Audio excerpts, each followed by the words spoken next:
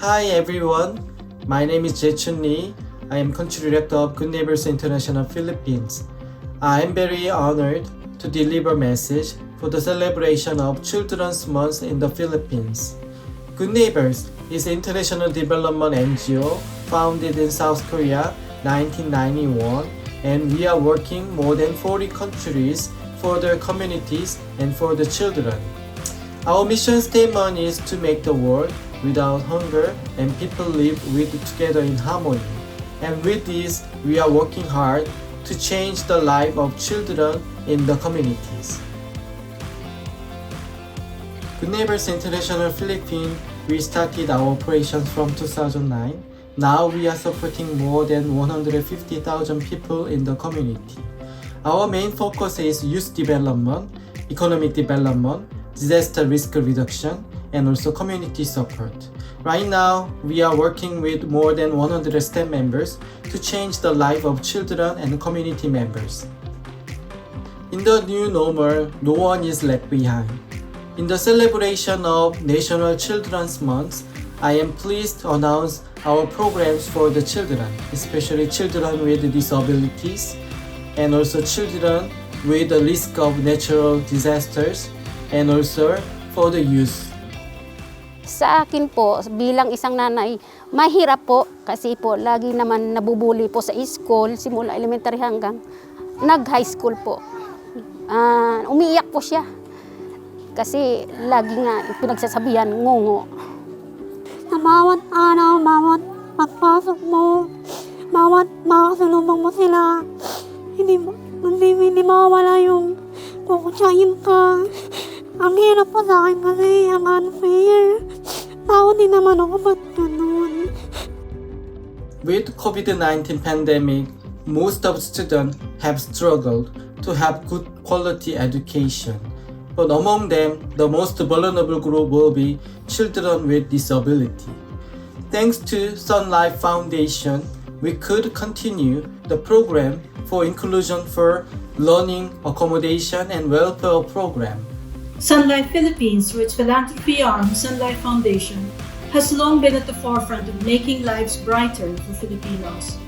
Our collaboration with our longtime implementation partner, Good Neighbors Philippines, a non-profit organization based in Seoul, South Korea, to promote the inclusion for learning, accommodation, and welfare, or the ILAW project, is one of the ways that we are putting into action our cultural alignment with our diversity, equality, and inclusion campaign.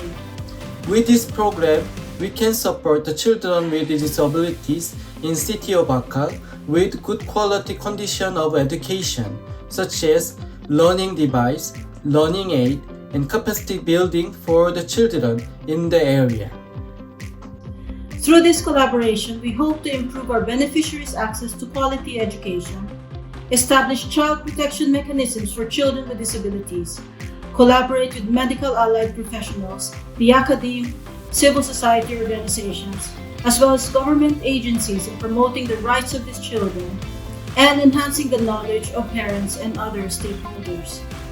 Through these efforts, we anticipate the alleviation of any difficulty and the breaking down of social barriers that the parents and children may encounter. On top of this, we also expect an environment that is more suitable for their needs, with a change in the assumptions towards children with disabilities. Sun Life Philippines, through Sun Life Foundation, is one with Good Neighbors Philippines and the Council for the Welfare of Children in supporting its advocacy to ensure that all children, especially those with disabilities, will not be excluded and be left behind. Sa may mga anak na may kapansanan po, kailangan nyo lang po kausapin ang anak, tapos kung halimbawa magkaroon ng problema sa school, kausapin din po yung teacher. Isang malaking opportunity po na nakilala ko ang Good Neighbor at sa Sunlight Foundation kasi isang malaking tulong po para sa amin na may mga kapansanan ang mga anak. Tapos pati po sa side ng ng foundation na to, maatulungan po ang pag-aaral ng mga anak. Alam mo, count ka 1 minute.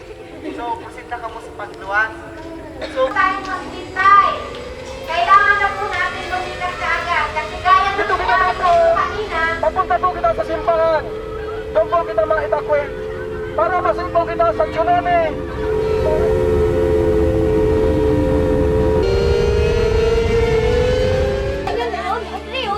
Takbo na, Big! Ano, Big?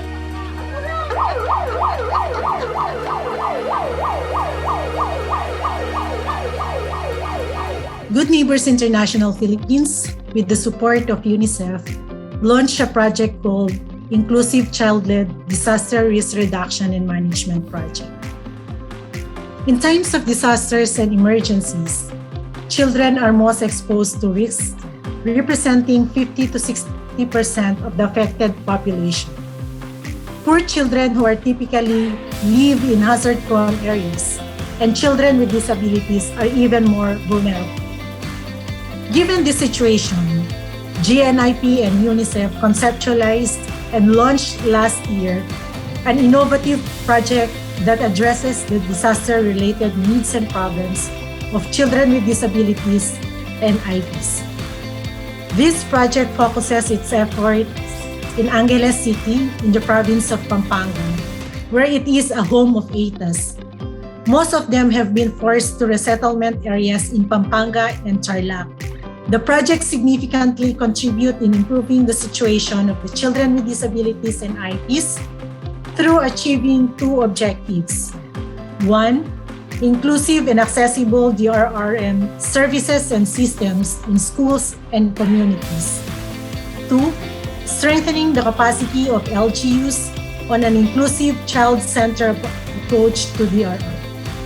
This project directly benefits 9 schools, 4,500 students, 675 parents, 180 teachers and school personnel, 100 local disaster risk reduction and management committee members.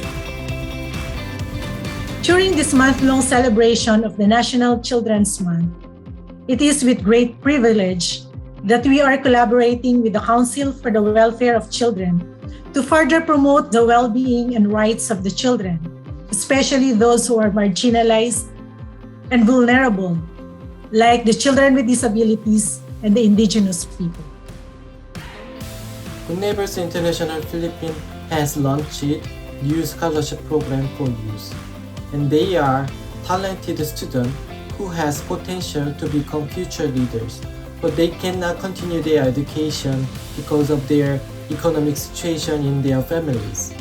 100 students in nationwide, and they will receive this scholarship, and they are the one who passed qualification process.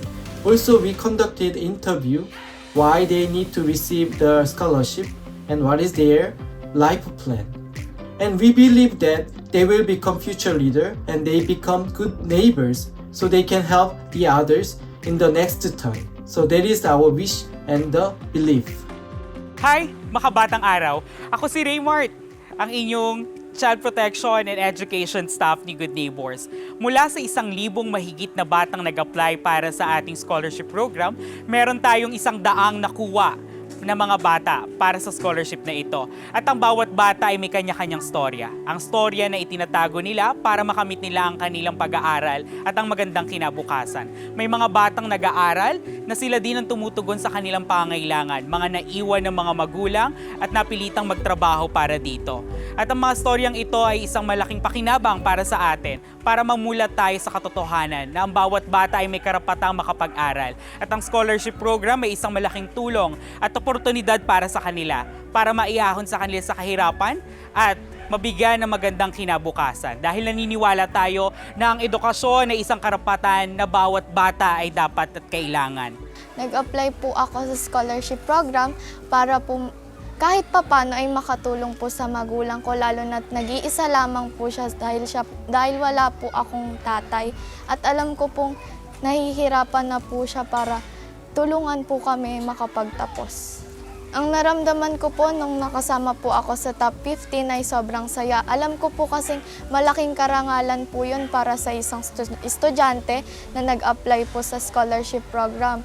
Dahil po hindi po lahat ng estudyante ay nabibigyan ng pagkakataon na makasama po. ang aking pong pag-aaral ay hindi po ganun kadali sapagkat wala po kaming sariling internet, may bihira lang din po ako makapag-online. Tapos po, nahihirapan po ako kasi wala pong teacher na nagtuturo po sa amin ng harapan. Pero kahit paano po naiintindihan ko naman by my own po. Opo, naniniwala po ako na mayroon pa din pong edukasyon kasi po pilit po nilang ipinupush or pinoprovide po nilang lahat yung mga needs po namin. Sa tingin ko po, sapat na po yun para po magsumikap po ang bawat estudyante na mas ipush po ang ating pag-aaral. Para po sa akin, mahalaga po ang edukasyon sapagkat ito'y karapatan ng bawat isang bata o ang bawat mag-aaral. Ito po'y susi para tayo ay umunlad lahat po. We need to work together to overcome this pandemic. And I would like to invite for this. Who are good neighbors? Good neighbors is the someone who overcome the difficulties and then they understand the difficulty of others and they want to help them with their sincere hearts. And we need to work for the children who are vulnerable and marginalized from this pandemic. And if we support them, they can be good seed for the future and we can change the future. So I want to invite for this and let's move forward together. Thank you.